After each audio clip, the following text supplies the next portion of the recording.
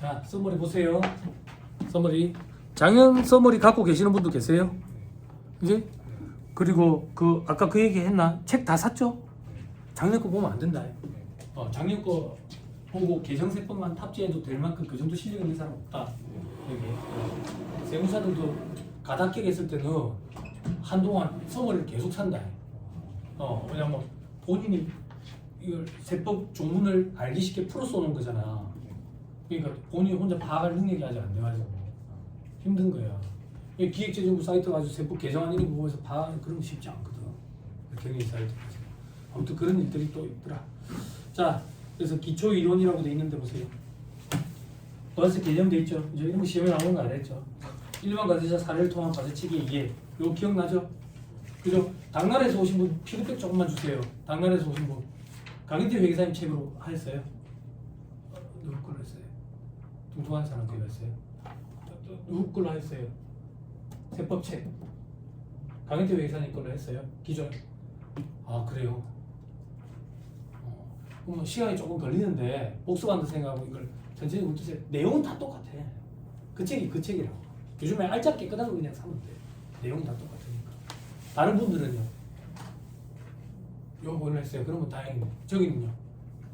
아, 네. 그다음 다행이에요. 두 분은 시간을 조금 투자해가 복습한다 생각하고 찬찬히 읽으면 다 똑같아. 맥락은.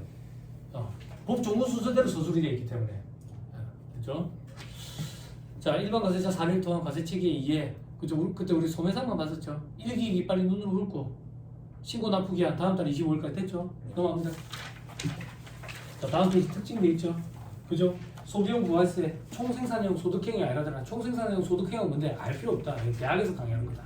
그냥 우리는 소비용 부가세 제도에 입각해 있다. 이것만 기억하면 된다.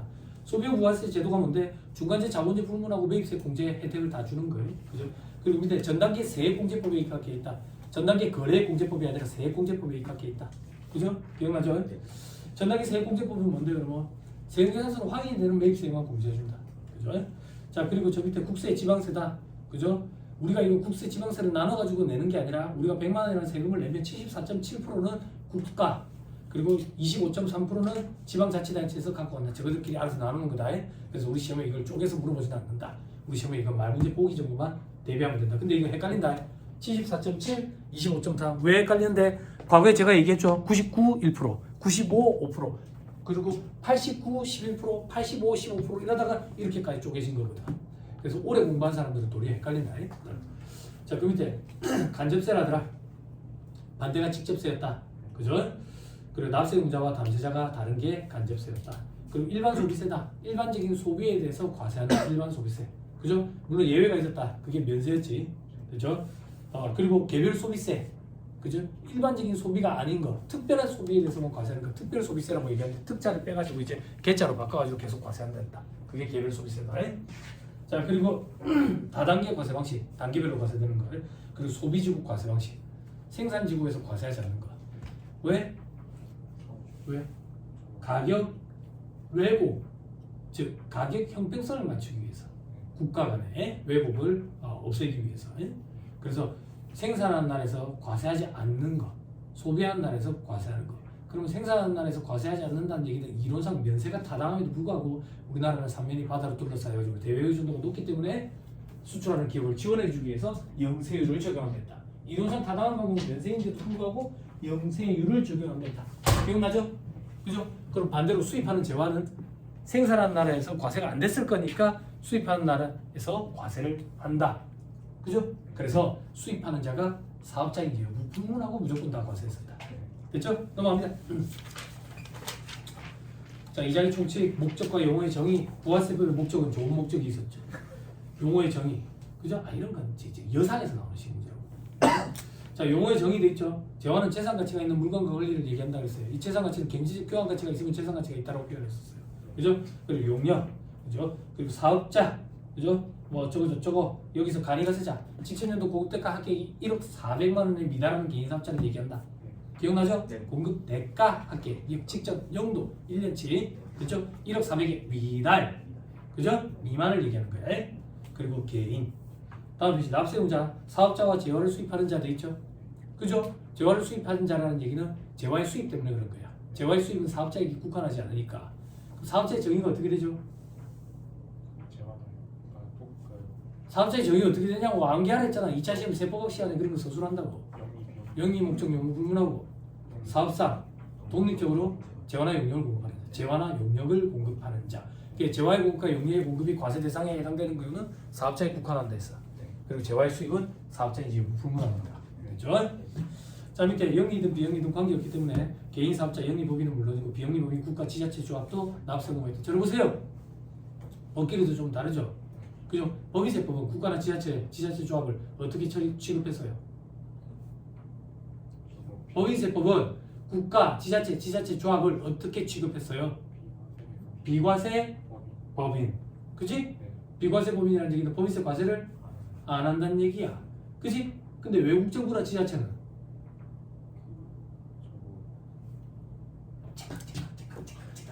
땡땡땡땡 시험이 종료되었습니다. 집에 가세요. 빨리 제출하세요. 답안지. 제출 안 하면 5년간 자격을 박탈할 겁니다. 이렇게.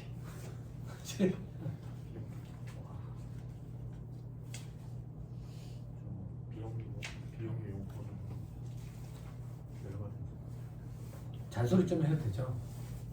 찾아라도 좀 봐. 찾는 게 공부라. 책 오늘 다 샀잖아.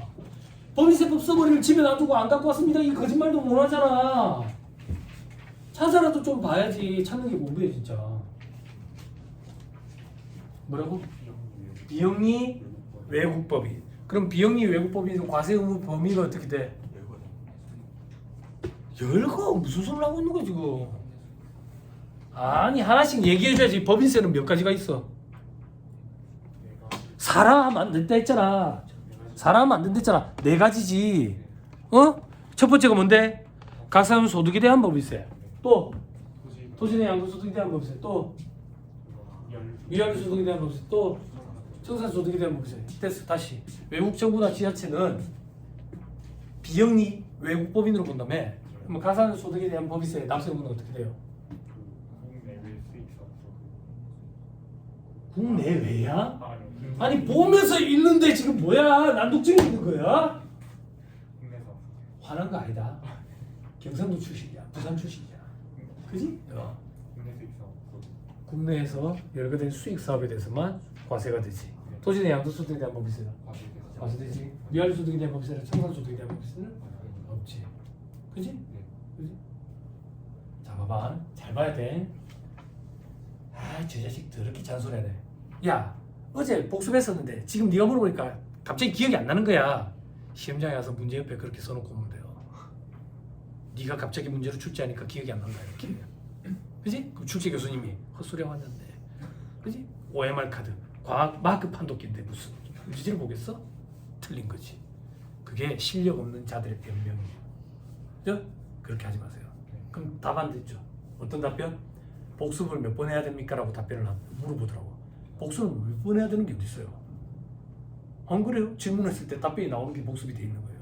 답변이 안 나오면 복습 안 돼 있는 거예요. 됐죠? 됐죠? 공부 어떻게 되는지 방향이 잡히죠? 그렇죠? 다시 돌아옵시다. 예, 지자체 조합도 납세 의무가 있다. 자, 밑에 사업 사항이 있죠? 사업 목적이 있어야 된다. 사업 목적. 그럼 사업 목적이 있는지 여부를 어떻게 판단할 건데 계속 반복성을 띠는지 여부를 가지고 판단할 거다. 됐죠? 농민이 농작장에 생긴 토사서 일시적으로 판매돼. 농민이 이걸로 먹고 살아. 농사 짓는 사람이 일시적이겠지. 일평생에. 그지? 납세 의무가 없다 그 얘기야. 그리고 사업성이 있는지 여부는 실질에 따라서 판단한다. 사업자 등록을 안 해놨대. 왜 안 해놨겠어? 도둑놈이니까. 그지? 거래징수 안 했대. 왜 안 했겠어? 도둑놈이니까. 그런 거 상관없이 안에 부가세가 포함됐다고 보고 1.1로 나눠서 과표 계산한댔지. 됐죠? 그렇습니다. 저 밑에 독립적으로 전화 영역을 공급한다. 여러분들이 직장 생활하면서 회사에 근로 영역을 공급하잖아. 근로 영역을 제공했으니까 영역이 공급이니까 부가세 과세돼야 되는 거 아니야? 안 하지. 왜? 종속적인 위치에 있으니까. 그치? 독립적인 위치가 아니라서 그렇다. 됐죠? 그리고 농어가 부업소득. 말 그대로 부업이라고. 부업. 그래서 이 부업은 독립성이 있는지 여부에 따라 과세 여부가 달라졌다고. 됐어요? 밑에 별표시에. 자, 농어가 부업소득. 소득세가 과세되는 농어가 부업은 제법 규모가 큰 거야. 그러니까 소득세가 과세되지. 부업인데도 불구하고.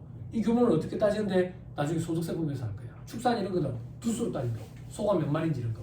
나머지는 수익금액 가지고 따지지. 연간 수익금액. 아무튼 간에 소득세가 과세되는 농어가 부업은 소득세가 과세될 정도로 규모가 크잖아. 그러니까 부가세도 과세하겠다 그 얘기야. 그 밑에 소득세가 비과세되는 농어가 부업은 축산이나 공업품 제조는 독립성이 없는 걸로 봐가지고 부가세를 과세 안 하고 민박, 음식물 판매, 특산물 제조, 전통차 제조 이런 것들은 독립성이 있는 걸로 봐가지고 부가세가 과세된다고. 여기서 말하는 민박, 농어촌 민박 부가세가 과세가 돼. 소득세는 과세가 안 돼. 그래서 농어촌 민박으로 허가를 내가지고 초과 펜션들을 돌리다가 몇 년 전에 국세청에서 전수조사했었지. 초과 펜션의 범위가 어떻게 됩니까? 수영장. 그 시골에 땅 사가지고 그 전입을 위장으로 해놔갖고 한 2, 3년 있으면 이제 농어촌 민박을 할 수 있는 자격이 주어지거든. 그래가지고 이제 펜션 돌리는 거야. 펜션. 국세청에서 몇 년 전에 뉴스에도 나오고 그랬는데 안 들리듯이. 그지? 아는 게 없으면 안 들린다고. 영어 단어 모르면 안 들리듯이 이제 공부했으니까 들리는 거야. 경제면이 들린다고. 경제면. 이게 이제 언어나 마찬가지일 거야. 그래서 넘어갑니다. 자, 사업자의 구분돼 있죠? 사업자냐 비사업자냐? 그지? 비사업자는 왜 언급하는데? 재화의 수익 과세되니까. 됐죠? 사업자는 과세와 면세는 아니다. 이때 과세는 개명사업자도 포함이다. 그리고 영세의 사업자도 과세사업자다. 면세사업자는 부가세 납세 의무가 없다고 되어 있죠. 면세사업자는 부가세법상 재반 의무를 부담할 의무가 없다고. 그때 그 여러 가지 재반 의무 중에 하나가 부가세 신고 납부 의무, 사업자 등록 의무, 세금계에서 발급 이런 의무 없다고. 근데 면세사업자가 사업자 등록을 내는 이유는 부가세법 외에 타법에 의해서 사업자 등록 의무가 있기 때문에 법인세법이나 소득세법상. 그래서 사업자 등록을 내가지고 갖고 있는 거야. 그래서 이미 사업자 등록을 내서 갖고 있는데 과세와 면세를 개명하게 됐다. 그러면 사업자 등록을 새로 내는 게 아니라 사업자 등록 정정을 하는 거지. 그렇게 되는 거야. 됐죠? 자, 그리고 과세사업자는 일반과 간이는 아니다. 일반은 뭔데? 간이가 아니면 일반이다. 그럼 간이가 뭔데? 지출연도 공때 각 계획이 1억 400이 위달하는 계획사업자. 그럼 그런 사람들은 어떤 사람들이 치킨집으로 따지면 장사가 안 되는데야. 이게 세법이 이러는 거지. 너 치킨집이 왜 장사가 안 되는데? 맛이 없으니까. 그럼 너 왜? 처음 하는 것도 아닌데 왜 그래? 너는 치킨을 맛있게 튀기는 방법을 강구해라. 부가세 신고는 대충 간이로 하고 왜 간이가 쓰자? 소득세법으로 그렇게. 왜? 처음 들으신 분들 도라이 아니에요. 소득세법으로 가면 너희 집이 왜 장사가 안 되는데? 맛이 없으니까 치킨을 맛있게 튀기는 방법을 강구해라. 소득세 신고는 대충 간편하게 하고 그게 간편장부 대상자. 왜? 정말이야. 암기는 강력한 임팩트가 필요하다고. 세뇌교육을 표방한다고. 머리 세게 들인다고. 됐죠? 넘어갑니다. 신탁 관련 납세 의무가 어렵지. 근데 저기서 시험에 나온다고 좀 봐야 돼. 신탁이 어떤 거냐? 그런 것까지 우리가 볼 필요는 없어요. 그냥 우리가 재산이 있는데 이걸 굴려달라고 맡겨놨다 그 얘기예요. 그죠? 그때 맡겨놓은 나를 신탁자를 얘기해요. 신탁자.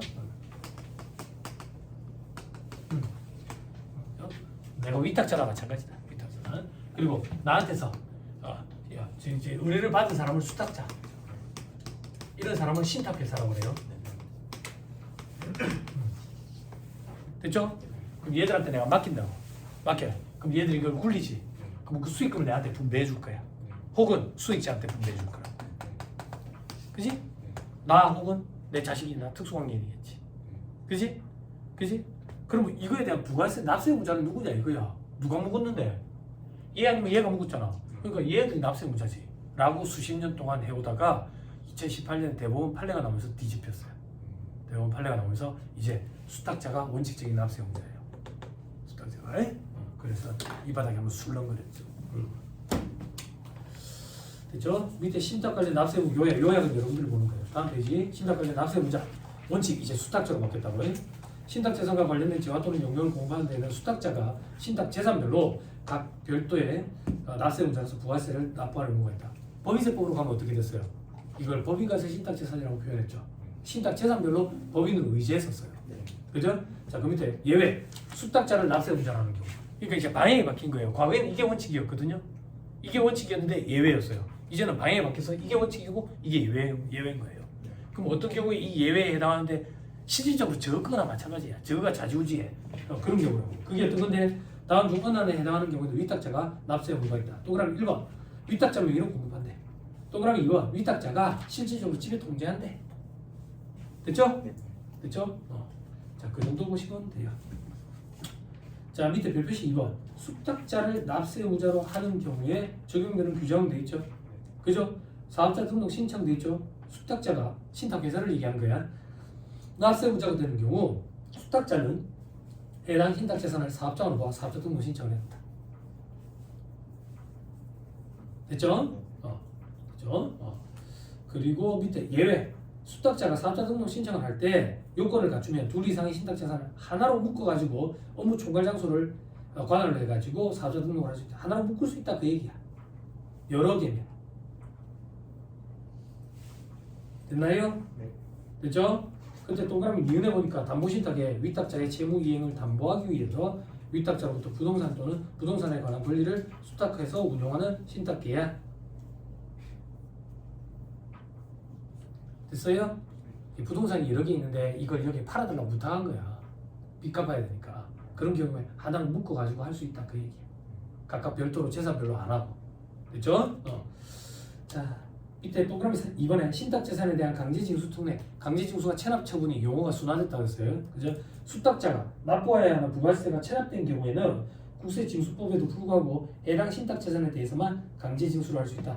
이건 당연한 얘기지. 봐봐.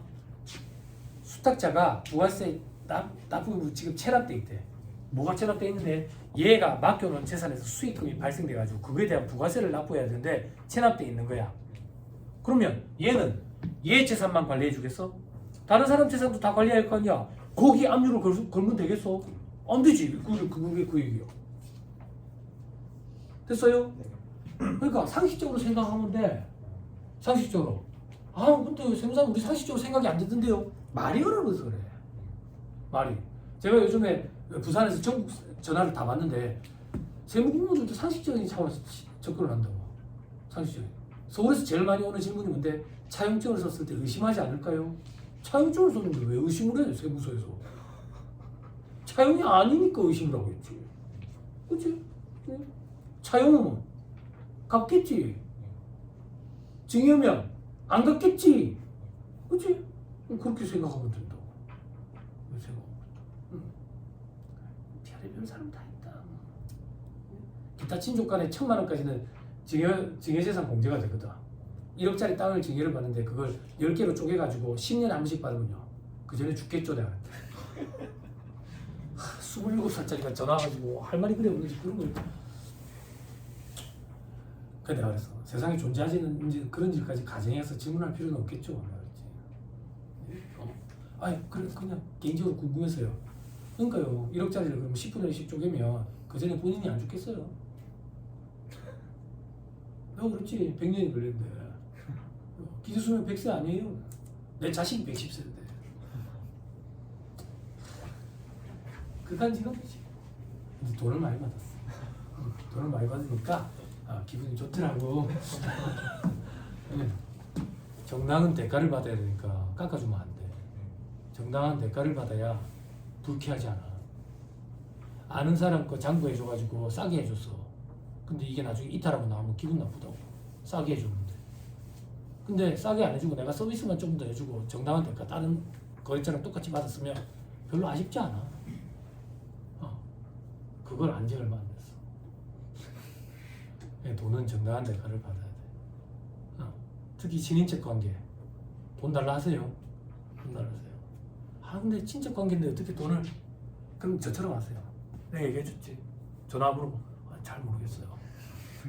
병원이 세무사를 안 했나? 맞는데. 세무사 그런 일 하는 거 아이가? 맞는데. 근데 나 잘 모르겠어. 니 강의도 한다 안 했나? 맞아요. 근데 나 잘 모르겠어요. 잘 모르겠어요. 돈을 주면 갑자기 알게 되는 거예요. 그렇죠? 친구들 모임 자리 동창회 가지 마세요. 여러분들 기다리고 있거든요. 양도소득세무로 오려고. 그치? 친구들이 그래요. 왜 이제만 너 술 안 먹고 이렇게 기다리고 있었던 일을 20병이 빈병이 10몇 병이 있는데 다들 얼굴이 벌게가지고 그럴 때 어떻게 하는데 가자마자 들이키세요. 손에 취해버리면 안 물어봐요. 취해버려야 이렇게 얘기하세요. 막 애들이 그러면 야 챗GPT한테 물어봤는데 이게 세금이 없다던데 맞나? 그렇겠지. 그렇겠지. 근데 제모나이한테 물어봤는데 아니라던데 그렇겠지. 이렇게. 그럼 그 다음부터 친구들이 기다리지도 않고 연락도 안 올 거예요. 친구 아니죠? 무슨 친구예요? 친구 아니지. 사람도 걸러주고 얼마나 좋아. 세무사 시험 합격하면 이런 게 좋네. 사람도 걸러준다. 아무가 적분도 걸러주고. 공짜 상담 해주지 마세요. 그죠? 별로 고마워하지 않아요. 고마워하지 않아요. 여기 학원에도 그런 사람들이 있거든요. 그죠? 이 시험 목적이 아니에요. 시험 목적이 아니고 쉬는 시간만 되면 이만한 종이를 갖고요. 아, 뭐 좀 물어봤거든요. 형님이 이번에 증여를 받는데 형님이 증여를 받는데 네가 왜 그게 궁금한데? 배가 아파서 그런 거. 이만큼 써와요. 이만큼. 그럼 뭐라 하는지 알아요 이제? 우리 지금 수업 시간에 이거 안 배우는데 돈 줘야 되는데 돈 줘야 되는데 나 이걸로 먹고 사는 사람인데 공짜로 끊어서 안 되는데 학원비 택도 없는데 그럼 그 다음부터 물어봐. 근데 그런 사람들이 있어. 뜨끔하시면 안 돼. 누나는 돈 받을 거야. 자, 다시 돌아와가지고 다음 페이지 3번 보세요. 신탁 관련 제2차 납세 의무 및 물적 납세 의무. 제2차 납세 의무, 물적 납세 의무 이런 용어는 이제 국세기본법에서 공부할 거예요. 근데 어쩌겠어요 그때까지 여러분들 제가 못 기다려주거든요. 지금 해야죠. 그죠? 자, 기본 내용에 수탁자를 납세 의무자로 하는 경우 수익자의 제2차 납세 의무. 봐봐. 수탁자가 원칙적인 납세 의무자인데 얘한테 제2차 납세 의무를 매기는 경우가 있대. 얘가 될 수도 있거든. 본인이면. 그지? 어떤 경우인데 수탁자를 납세 의무자로 하는 경우에 수탁자가 납부해야 하는 다음 중 어느 하나에 해당하는 부가세 또는 강제징수비를 신탁재산으로 충당해도 부족한 경우에는 그 신탁의 수익자가 지급받은 수익과 기속된 재산의 가액을 합한 금액을 한도로 해서 그 부족한 금액에 대해서 납부할 의무를 진다. 7파. 자, 얘가 재산을 맡겨놔서 굴리달라고 해. 그래, 굴려가지고 수익이 났어. 그 분배도 받아갔다고 해. 근데 세금을 내려고 보니까 세금이 충당이 안 되는 거야. 체납되고 있었어. 그래서 맡겨놓은 그 재산을 압류해가지고 이제 강제징수를 하려고 왔는데 그 재산 가액 가지고 세금이 충당이 안 되겠는 거야. 그러면 여태까지 얘가 수익 받아갔잖아. 찾아가가지고 수익을 다시 뺏어오겠다 그 얘기야. 세금을 부과하겠다. 그걸 얘한테 수익을 세금을 매긴데 얘의 제2차 납세 의무 이렇게 표현하겠다 그 얘기야. 됐나요? 네. 됐어요? 오케이. 다만 동그라미 1번 신탁 설정인 이후에 법정 기일이 도래하는 부가가치세가 돼. 그리고 신탁 재산과 관련한 거야. 또. 당연하지. 네. 신탁 설정하기 이전에 얘가 재산이 있었는데 그거 압류하면 되겠어? 그건 말도 안 되지. 그치? 법정 기일은 뭔데요? 날짜 싸움이야.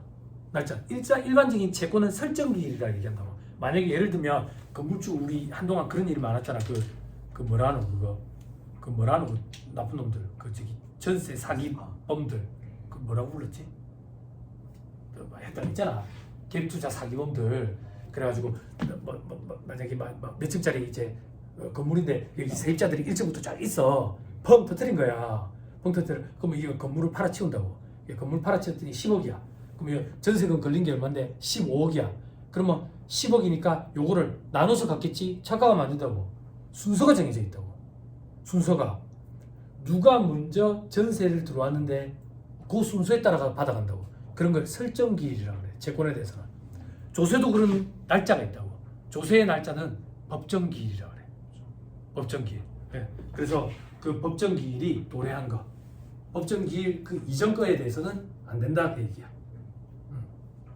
나중에 여러분들 2차 시험 준비할 때 상수선임 증여세법에 법정기일과 설정기일 이 싸우는 거예요. 당했세 뭐 이래가지고 그런 싸움에서 벗어나는 거 이런 것도 있고 막 그래요.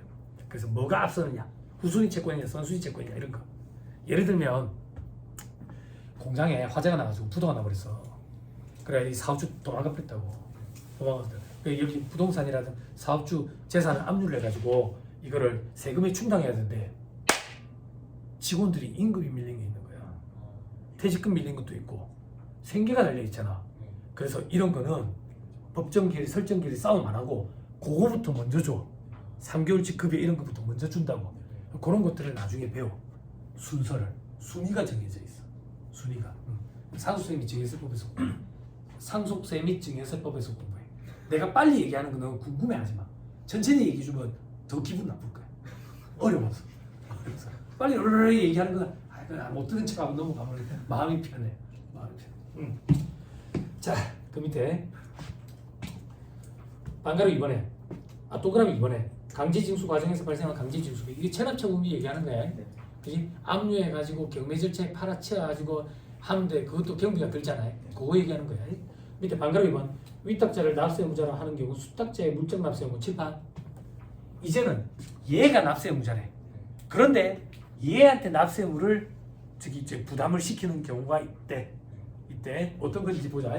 자, 위탁자를 납세의무자로 하는 경우 아까 봤었잖아. 위탁자가 실질적으로 좌지우지하는 경우에 위탁자가 원칙적인 납세의무자가 될 수 있댔지. 그런데 밑에 반가루 1번 부가세 강제징수 중 어느 하나에 해당하는 것을 체납한 경우로서 그 위탁자의 다른 재산에 대해서 강제징수를 하여도 징수할 금액이 미치지 못하는 경우에 수탁자는 신탁재산으로서 위탁자의 부가세 등을 납부할 의무가 있다라고 돼 있지.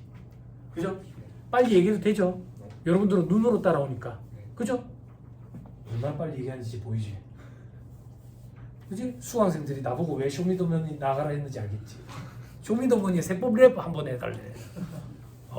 그때 수강생들 다 같이 합격하면 한번 나와달라 하더라고. 그래서 내가 흔쾌히 한다 했지. 합격할 가능성이 없으니까. 다 같이 합격할 그런 가능성 없으니까. 이거 다 같이 1차 합격하면 세법 랩 쇼미더머니 나간다. 요 수탁자의 납세의무만 이렇게.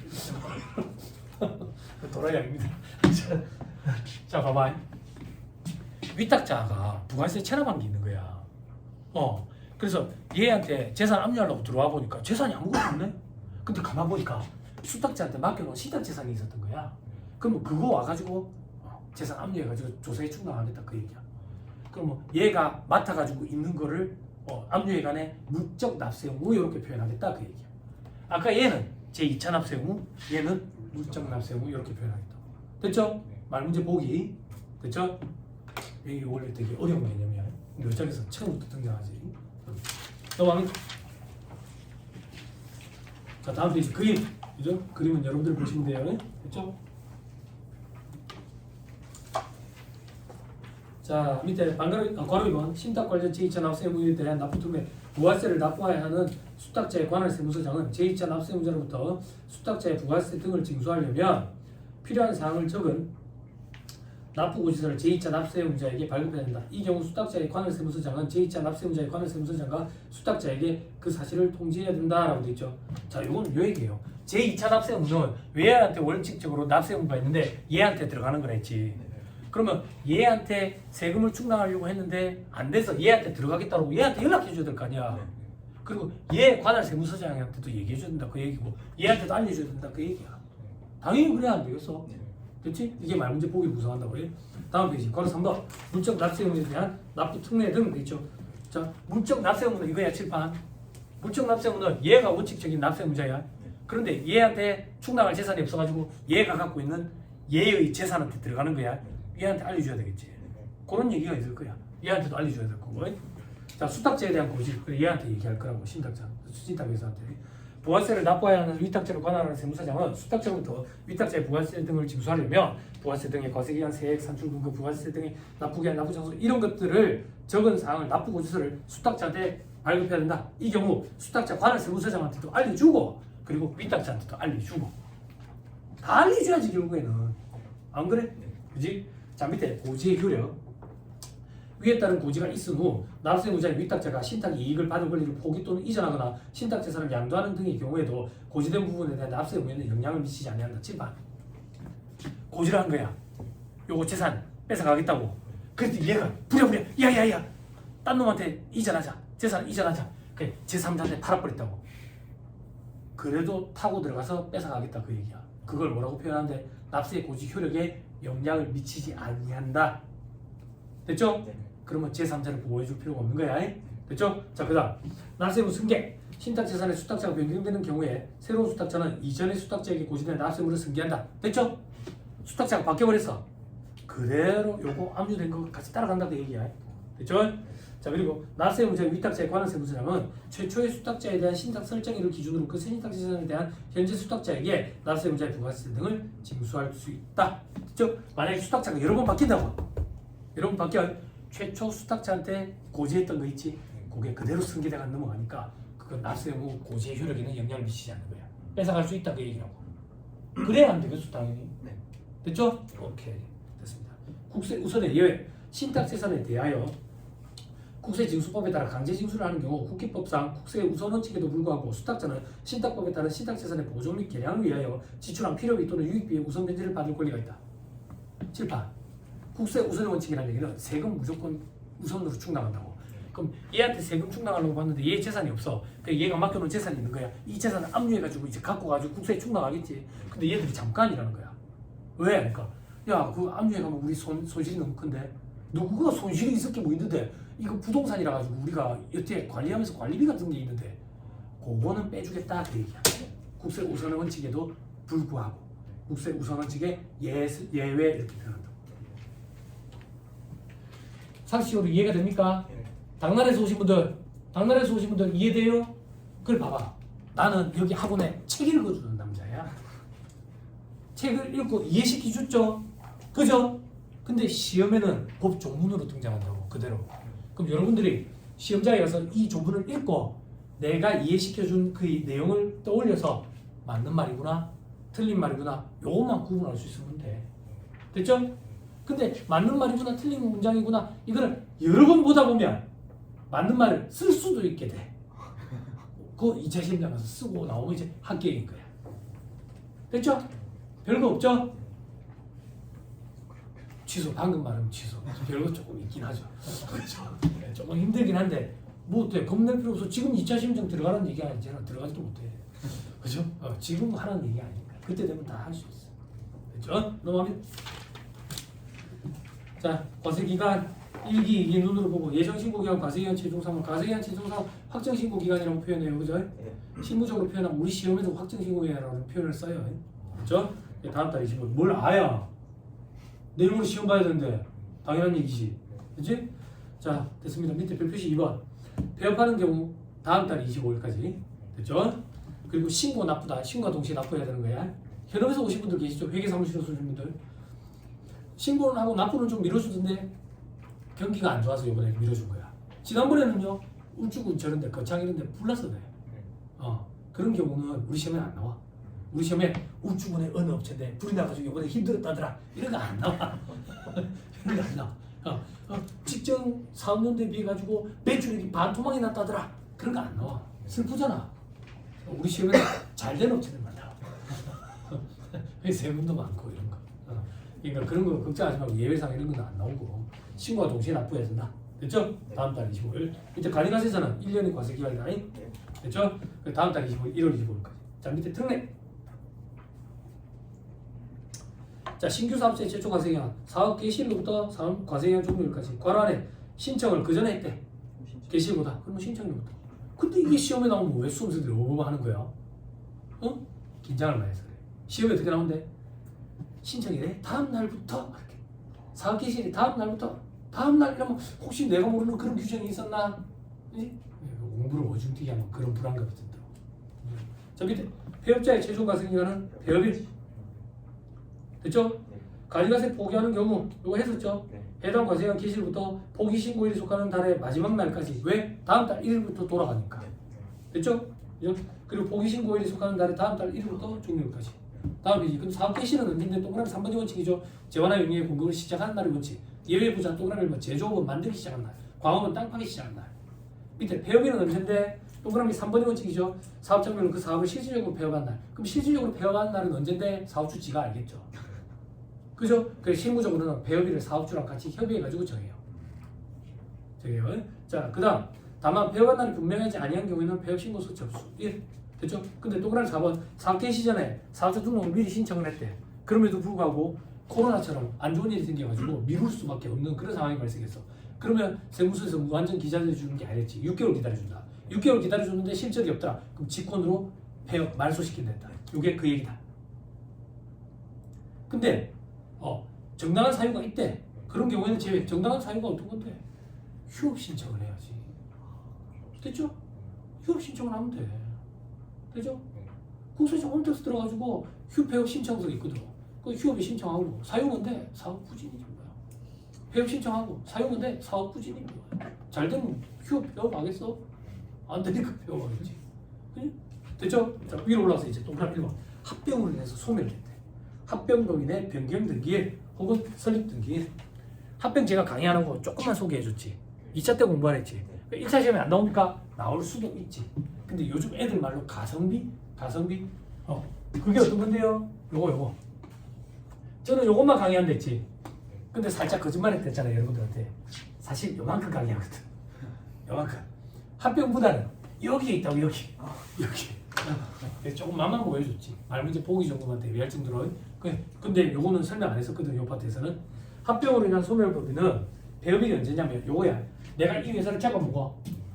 이 회사를 잘 잡아먹어가지고 나만 남아. 그럼 내가 형태가 조금 바뀌거든. 형태가 조금 바뀌어. 그게 변경등기야. 변경등기라는 걸 쳐야 돼. 그럼 변경등기를 치면 이 회사가 없어진 거야. 설립등기는 뭔데요? 내가 이 회사를 잡아먹어가지고 새로운 회사를 만들어버려. 그럼 나도 없어지는 거야. 그러면 변경등기라는 게 있을 수가 없잖아. 나도 없어지니까 그게 설립등기래. 그지? 내가 이걸 잡아먹고 나는 남아있지. 이게 존속합병. 내가 이걸 잡아먹으면서 나도 없어지고 새로운 게 생기는 게 신설합병. 그지? 네? 내가 힘들어 그러니까. 내가 이런 얘기를 다 해야 돼. 왜? 상법 공부 안 하니까 이제는. 예전에는 이거 강의할 때 조금만 기다려요. 상법 시간 할 거예요. 이랬는데 기다려도 상법을 안 하니까 어떡해. 시대 상황이 이렇게 달라져가지고 뭐 선택했습니까? 어쩔 수 없습니다. 해봐. 어쩔 수 없어. 제가 시험 볼 때 95%가 상법이었다니까. 근데 어떻게? 손가락이 6개인 나라에서는 5개가 비읍시시야. 대세라는 걸 따라가야 돼. 아니면 상법이랑 행소법을 과목이 다르기 때문에 절대 난이도를 같이 조정할 수가 없어요. 사람인지라 이 난이도를 똑같이 맞출 수가 없다고. 그랬을 때 많이 응시하는 걸 응시해야 돼. 아니면 내만 피를 보니까. 그래서 어쩔 수 없어. 그냥 가야 돼 별로. 양도 적다 하던데 공부 안 해봐서 모르겠어요. 양이 적아. 판례도 거의 없다던데. 돌리기는 좀 편했어요. 돌리기가 뭐야? 이거 해독 돌리기. 해독 돌리기. 책을 돌리는 줄 알았어. 요즘에도 이런 거 아니? 예전엔 책도 많이 돌렸어.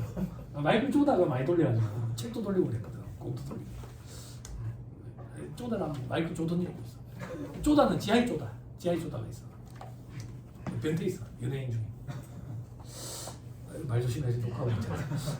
변태 없어. 연예인은 변태 없어. 연예인들 다 성인군자님들이야. 자, 그래서 뭔 얘기하고 있었지? 자, 그래. 그렇다. 합병으로 인해서. 자, 밑에 분할로 인해서 사업을 폐합한다. 분할 범인의 분할 변경 등기, 분할 신설 범인의 설립 등기. 그냥 똑같은 말이다. 이렇게 생각하면 돼. 합병이랑 비슷하게. 됐죠? 자, 됐습니다. 밑에 과세 유형 변경의 경우. 자, 밑에 동그라미 1번. 일반에서 간이로 바뀌었대. 그럼 다음 년도 7월 1일부터 바뀌거든. 그럼 1월 1일부터 6월 30일은 일반이야. 7월 1일부터는 간이고. 밑에 동그라미 2번에 간이에서 일반으로 바뀌면 7월 1일부터 바뀌거든. 그럼 1월 1일부터 6월 30일까지는 간이야. 7월 1일부터는 일반이고. 됐죠? 오케이. 됐어요? 장난에서 오신 분들 어렵다고 거짓말해보세요. 안 어렵죠? 안 어려운 거예요. 어려운 건 저는 어렵다고 얘기를 해줘요. 그럼 이런 거 뭡니까? 생소한 거예요. 생소한 건 4번 하면 다 잘해요. 어려운 건 뭔데요? 돼지급여 충당금, 대손충당금, 퇴진여금 충당금, 일상금 충당금, 압축기자 충당금 이런 거. 이때는 화장실 가서 울어도 된다. 그죠? 그다음에 값세지. 각 사업장 소재지. 됐죠? 재화를 수입하는 자는 세관 소재지. 됐죠? 자, 밑에 사업자의 납세지. 사업장 단위 신고 납부. 장애 동그라미 쳐야 되겠죠? 사업장 단위 신고 납부가 원칙이다. 다만 특례로 주사업장 총괄 납부, 사업자 단위 과세. 됐죠? 네. 자, 다음 페이지. 사업장의 범위. 사업장의 정의 암기하랬죠? 그죠? 사업장 사업을 하기 위해서 거래 전부 또는 일부를 행하는 고정된 장소. 일부라는 표현도 들어가야 된다. 요즘엔 시험이 잘 안 나온다. 과거에는 자주 나왔었는데 이게. 자, 밑에 업종별 사업장. 독특한 것들이죠. 광업사무소 소재지. 제조업은 최종 제품을 완성하는 장소. 공장을 얘기하는 거죠. 그죠? 근데 우리 직매장과 하치장 공부했었죠. 직매장은 사업장이었죠. 그죠? 어디 있다? 다음 페이지 메뉴 별표시 2번. 재화를 판매하기 위한 판매 시설을 갖춘 장소 직매장. 사업장으로 보죠. 하치장은 단순 운반 편의를 위해서 보관만 할 수 있는 시설. 요거는 사업장이 아니죠. 그럼 다시 돌아가지고 공장에서 일반적으로 물건을 많이 만들지. 그지? 근데 예외도 있지만 공장에서 물건을 판매까지는 하지 않지. 판매시설을 갖춘 장소로 옮겨놓고 판매를 하지. 그러면 제조업은 일반적으로 사업장을 두 개로 시작을 하네. 공장 한 개, 그리고 직매장 한 개. 됐죠? 다시 돌아가지고. 그다음 건설업, 운수업과 부동산 매매업은 법인인 경우에는 법인 등기부상소 지시, 개인인 경우에는 업무 총괄장소. 자 이제 동그라미 3번 더 보자. 법인 명의로 등록된 차량을 개인이 운영하는 경우, 지입 차량 뭐 이런 거 있지. 그럴 때는 법인 등기부상소 지시. 개인 명의로 등록된 차량을 다른 개인이 운영을 하는데 등록된 개인의 업무 총괄장소. 말 문제 보기 구성한 적 있다. 그 밑에 부동산 임대업은 부동산의 등기부상소 지시. 됐죠? 다만 다음의 경우에는 업무 총괄장소를 한다. 부동산상의 권리만 대행한다. 전대 이런 거. 그리고 국가 지자체, 지자체 조합이 공급하는 부동산 임대업 이런 거는 뭔데? 전국이 얼마나 많겠어. 이걸 일일이 다 사업자 등록을 내면 국가에서 부가세 신고하자라고 이름을 할 거야. 그죠? 그래서 이걸 하나로 묶어가지고 업무 총괄장소에서 신고한다. 또 그럼 3번 눈으로 쓱 봐봐. 이런 것들이 뭔데? 국가 유관기관에서 하는 것들이네. 얼마나 많겠어. 그지? 이런 것들도 다 업무 총괄장소에서 한다. 계정, 새마을금고 자산관리회사, 아이 뭐 국가 유관기관인가 한데 이렇게 생각하면 돼 그냥. 전국에 엄청 많겠네 이렇게. 그죠? 이런 것들이 우리 시험에 크게 영향을 미치지 않는 계정이에요. 됐어요? 됐어요? 아, 요 얘기 안 했구나. 계정 아니라고 돼 있죠. 여러분 이제 책 제목에 보면 2026 그 위에 뭐라고 돼 있어요? 계정세법 반영 띄우고 시행령 개정안 반영이 됐죠? 요 얘기도 좀 해줘야지. 요런 얘기 모르니까 현직의 세무사로 일을 하면서도 똑같더라고요. 자, 세법. 법이 개정이 된다면 뭐 일단 법을 개정을 하는 거야. 근데 법에 일일이 어떻게 하겠다라는 세부 조항까지 다 열거해가지고 언급할 수는 없다고. 그래서 우리는 위임 입법이라는 걸 하지. 나중에 국세기금법에서 공부해. 그래서 요거는 뼈대만 골자만 하고 시행령, 시행령 대통령, 그리고 시행규칙 이렇게 위임 입법이라는 걸 한다고. 여기다 맡겨놨다 그 얘기야. 여기는 골자만 하고 여기 살을 붙여놓은 거. 그지? 그럼 우리 책 방금 지금 개정세법 반영이 돼 있지. 세법 개정된 거 반영됐다 그 얘기야. 이 세법 개정안은 전년도 7월에 나왔어. 그래가지고 12월에 국무회의를 통과했다고. 그래서 요거는 세법이 개정이 됐어. 올해부터 적용이 될 거야. 그러면 요거에 대한 세부 내용이 시행령이 개정이 돼야 돼. 요거는 12월에 발표를 했어. 이건 국무회의를 통과해야 돼. 국무회의 통과하면 되는데 요거는 2월 정도 돼야 통과돼. 2월 중. 그럼 아직 이거는 통과가 안 된 거야. 그래서 시행령 개정이라고 안 돼 있고 개정안이라고 지금 돼 있는 거야. 안. 요게 통과가 되면 안자가 빠져. 안자가 빠져. 됐어요? 그럼 요거는요. 시행규칙은 4월 정도 돼야 돼. 그런데 우리가 준비하는 시험 문제, 준비하는 시험의 시험 문제 혹은 우리가 준비하는 시험의 교재는 시행령까지만 개정이 되면 쓸 수 있어. 그래서 책이 나온 거야. 그럼 이 책은 어떻게 나왔는데? 요게 될 거라고 보고 책을 쓰신 거야. 되고 나서 책을 쓰면 못 기다릴 수험생들이. 어떤 수험생들은 못 기다리는데 회계사 응시잖아. 회계사 시험 응시잖아. 2월에 시험 있으니까. 이게 힘든 거야. 그 다음에 우리는 조금 나은 편이에요. 됐어요? 된다요? 그래서 우리가 시험 보러 들어갈 때 개정이 됐는데도 불구하고 뭐야? 어떻게 해야 되는 거야? 신문에서 말이 많던데 이렇게 해야 된다 저렇게 해야 된다 말이 많던데 요거까지 정립이 안 돼서 그래서 그 상태에서 시험장에 들어가는 경우도 있어. 견해가 두 개로 갈려가지고 제일 대표적인 게 뭐냐면 과거에 여러분 감가상각 의제 있죠. 제가 시험장에 들어가던 해에 생겼거든. 감가상각 의제를 송금상이 마이너스 유보해야 된다. 아니다. 감가상각비는 결산 조정 사항이니까 세무 조정을 하면 안 된다. 견해가 두 개로 갈린 상태에서 들어갔어 나가. 그래서 내 스승이 그때 장인석 세무사님이었거든. 장인석 세무사님 잘 계시는지 모르겠다. 학교 선배님이야. 직속 선배님. 고등학교, 대학교 다 직속 선배님이야. 3학년 선배라고. 학교, 대학교도 선배님이야. 스승이었다고. 그래가지고 시험 끝나고 나서 선배님 이거 근데 그때 기억나세요? 제가 이렇게 질문했었는데 근데 선배님 그때 그랬다고. 야 공부 열심히 할 줄 알았는데 헛방이네. 감가상각비는 계산 조정 사항인데 신고 조정에 의해 송금상환을 한다는 게 말이 돼? 그렇게 답변해 주셨다고. 근데 왜? 나중에 나왔는데 신고주 중에 소금 살림을 하라는데요. 그랬더니 장희수 선배님이 그랬잖아. 그래서 시험에 나왔어? 안 나왔는데요. 됐잖아 그러면. 알겠습니다. 니 참 피곤하네. 니 강의 준비하라 했지. 니 같은 애들 오면 얼마나 피곤한지 한번 봐봐라 그러더라고. 그때 같이 강의해서 준비하고 있었거든. 감사한 분이지. 제가 존경하는 분이에요. 존경하는 분. 제가 뭐 그리 잘났다 그런 얘기는 아닌데 부산에서 존경하는 분이 몇 분은 없어요. 몇 분 없는데 존경하는 분이 머리가 비상하신 분이.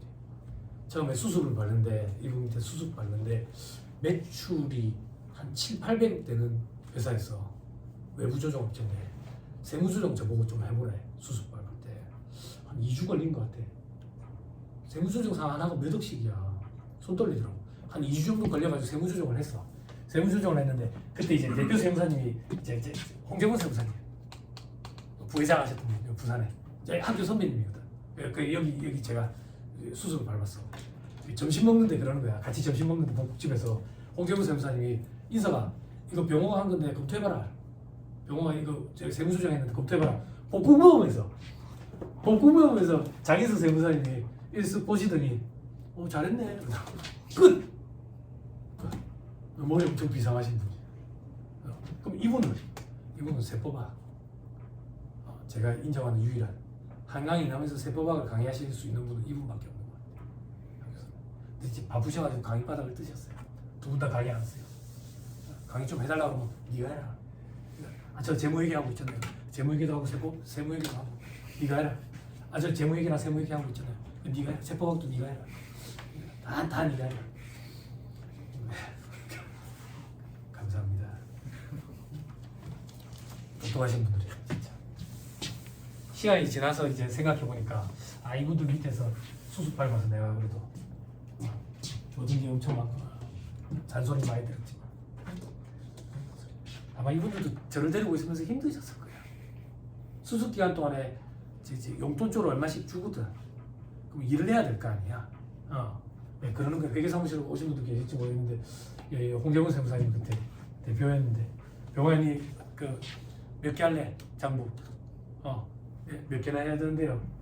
보통 여직원들 보면 법인 10개에서 15개 하고 개인 한 40개 이래 하자. 한 50개 정도 한다. 니 몇 개 할래? 한 5개만 할게요. 야 그래가지고 이마 그 경험이 되겠나?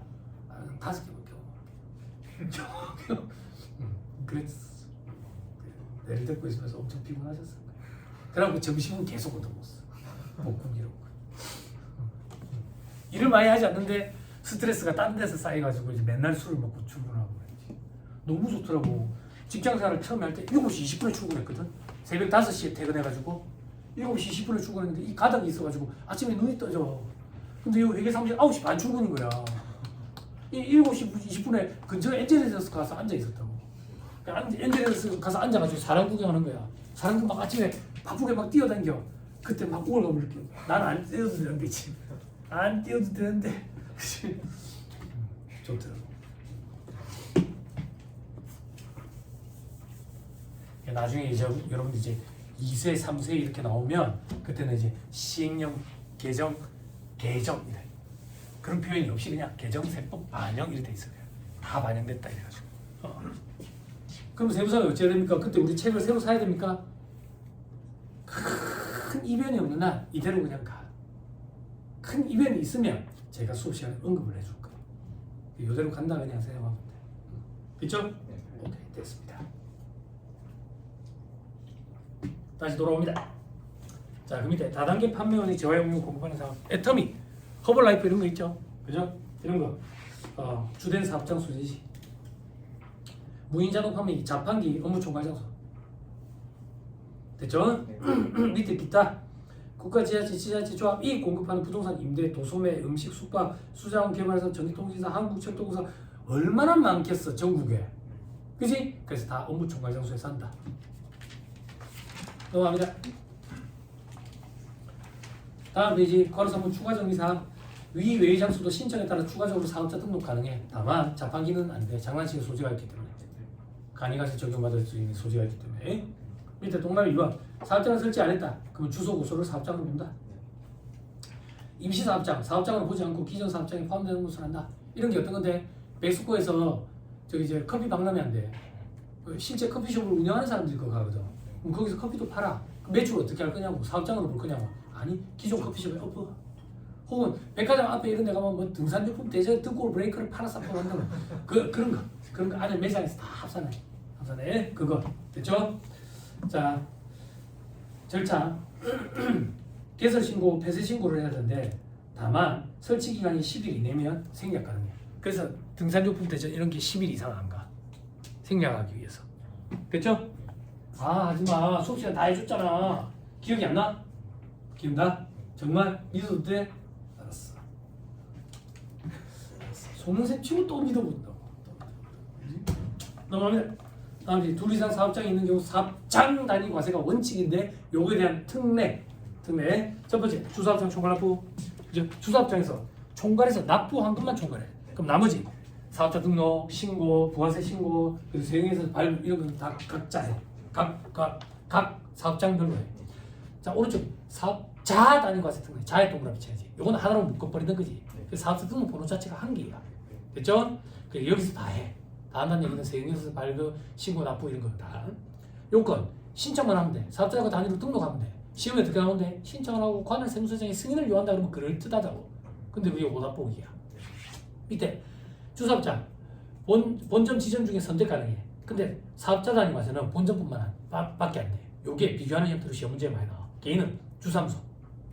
그렇죠? 적용 강제 기간 별도의 적용 강제 기간 규정 이런 거 없어. 그냥 포기 신고하면 원칙으로 돌아갈 수 있어. 원칙. 그지? 사업자 단위 과세는 원칙 아니면 주사업장 총괄납부로 넘어갈 수 있다. 됐죠? 요것도 시험에 포기하고 뭐 몇 개월 내 몇 개월이 지나면 가능 이런 것도 그럴듯하다고. 그럴듯해. 됐죠? 자 그런 걸 꼴짝하게 주재 교수님들이 내더라. 그지? 근데 왜 그렇게 내는데 그렇게 안 넣으면 다들 잘 맞죠. 수험생들 수준이 그 정도로 사회평준화돼 있어 지금. 됐죠?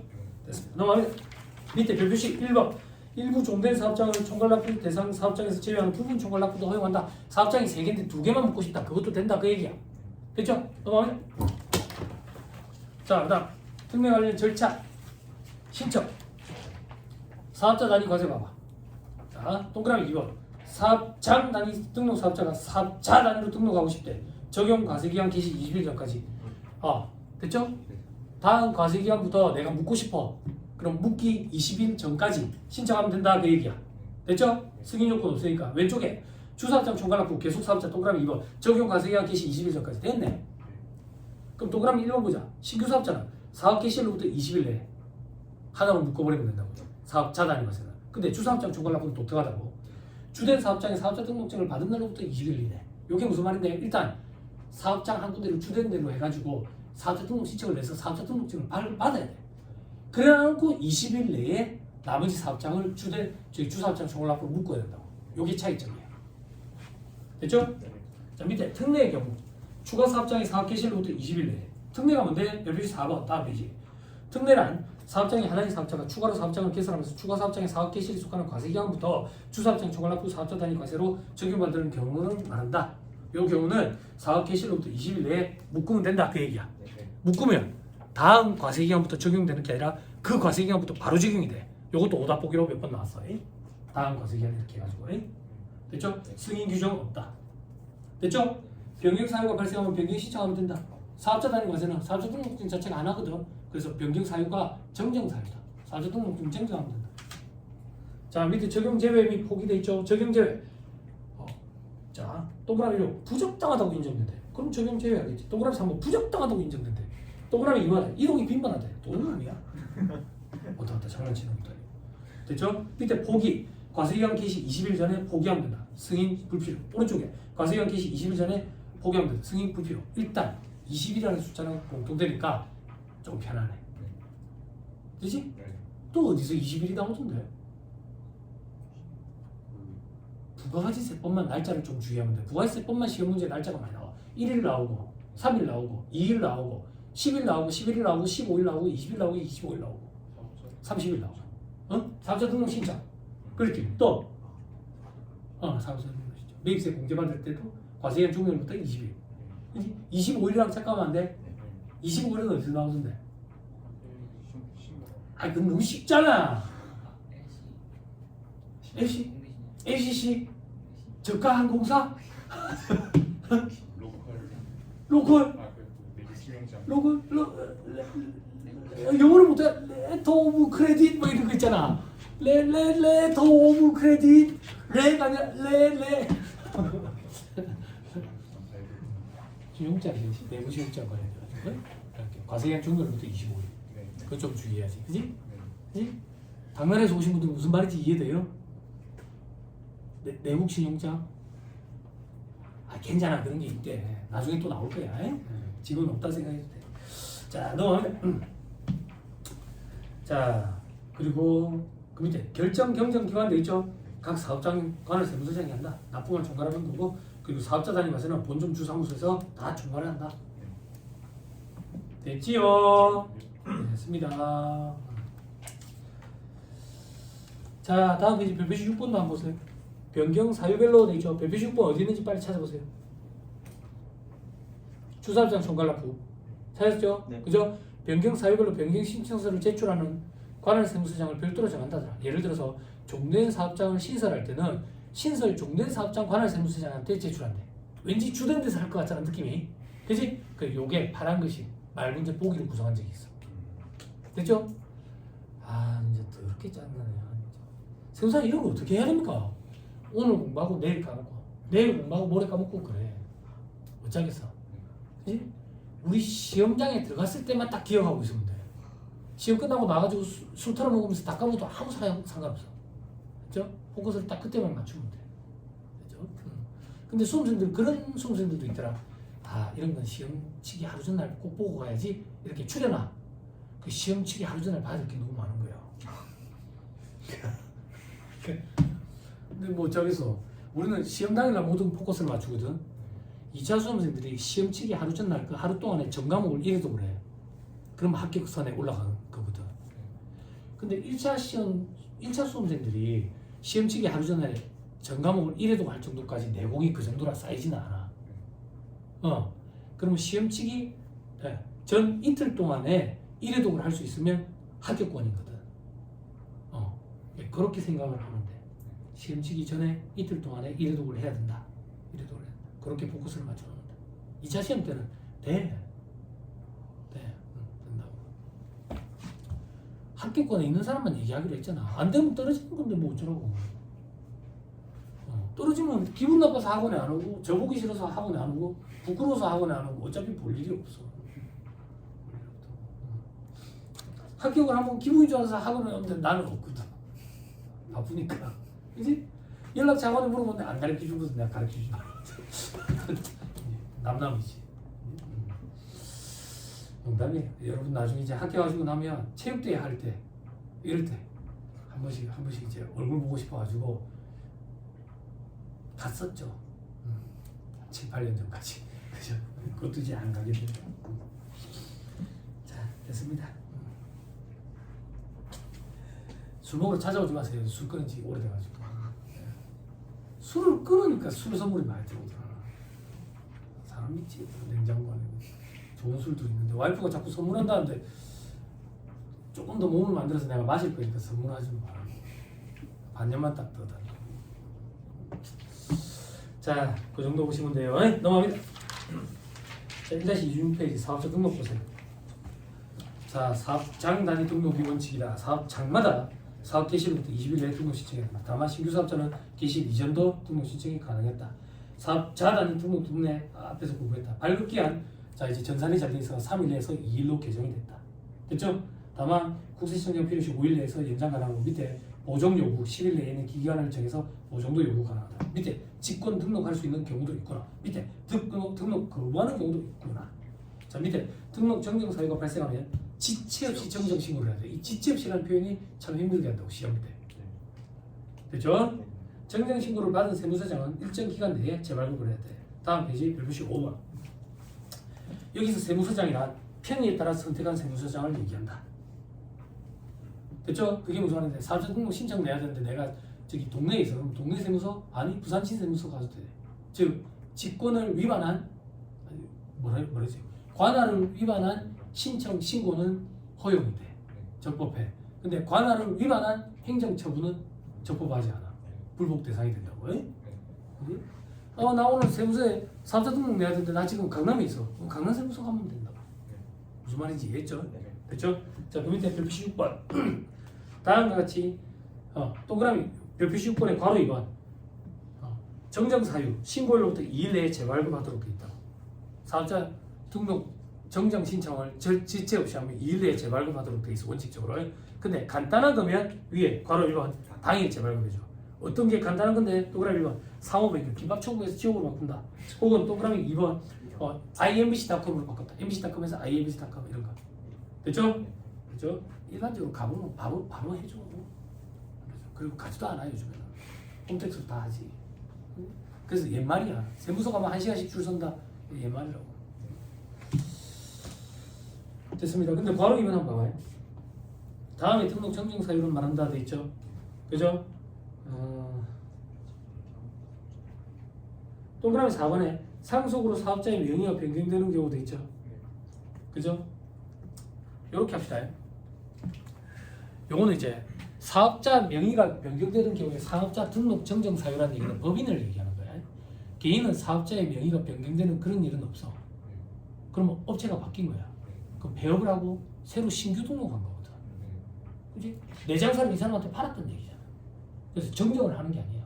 근데 법인은 대표이사가 바뀌었다는 얘기거든. 정정을 하는 거. 무슨 말인지 이해되죠? 됐죠? 오케이, 됐어. 그래서 폐업을 하고 재개업하는 경우에는 사업자 등록 정정 사유가 아니야. 개인 사업자인 경우는 대표자가 바뀌는 건 사업자 등록 정정 사유가 아니야. 그것도 말문제 보기로 한번 구성한 적이 있다. 그래서 또 넘어갑니다.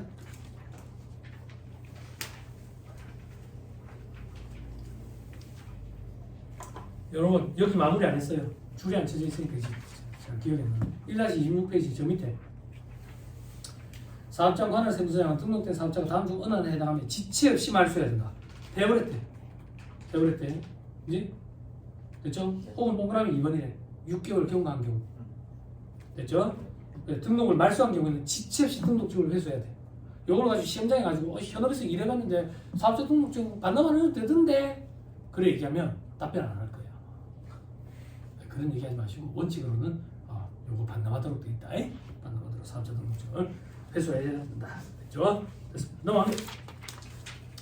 자, 1-28페이지 미등록 시 제재해야 되겠죠? 그죠? 등록 신청, 미등록 가산세 사업 개시일로부터 20일 내에 등록 신청 안 하면 공급가액 1%를 가산세로 낸다. 미등록 가산세라는 명목으로. 그때 공급가액은 밑에 별표시 사업 개시일로부터 등록 신청일에 직전일까지 등록 신청일은 적법하게 신청을 한 거니까 그 전날까지 공급가액 1%.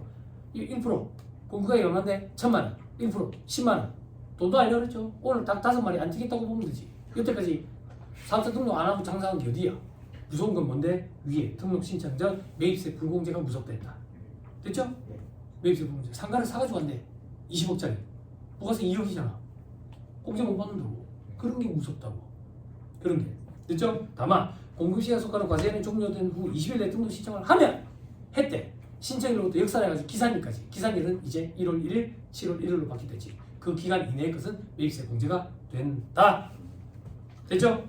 옆에 사례는 여러분들이 개인적으로 보시면 돼요. 다음 페이지. 휴폐업 신고. 두 번째 줄에 지체 없이 휴폐업 신고서를 제출해야 된다. 됐나요? 네.